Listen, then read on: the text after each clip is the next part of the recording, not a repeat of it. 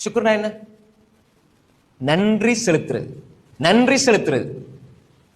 அல்லாவுக்கும் நன்றி செலுத்தணும், அடியார்களுக்கும் நன்றி செலுத்தணும். நீங்க அல்லாவுக்கு நன்றி செலுத்த செலுத்த செலுத்த அல்லாஹ் உங்களோட அருள்களை பறிக்க மாட்டான். அருள்கள் பறிக்கப்படவில்லை என்றால், அருள்கள் பறிக்கப்படவில்லை என்று சொன்னால், நீங்க எதை அல்லாஹ் உங்களுக்கு தந்தானோ அந்த அருளில் அல்லாஹ் பரக்கத்தை நிம்மதியை தருவான். இப்ப பாருங்க, ஏதாவது ஒரு அருள் உங்களுக்கு அல்லாஹ் தந்து அந்த அருள் என்னை விட்டு போகக்கூடாது போகக்கூடாது போகக்கூடாதுன்னு பயத்துல வாழ்றோம் தானே.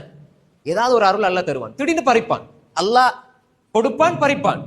அல்லாஹ் கொடுப்பான், நல்லா பறிப்பான். அப்ப எங்களுடைய வாழ்க்கையில் அல்லாஹ் தந்த அருள்கள் பறிக்கப்படக்கூடாதுன்னு யார் நினைக்கிறாரோ அவர் நன்றி செலுத்தி அதை பாதுகாத்துக் கொள்ளணும்.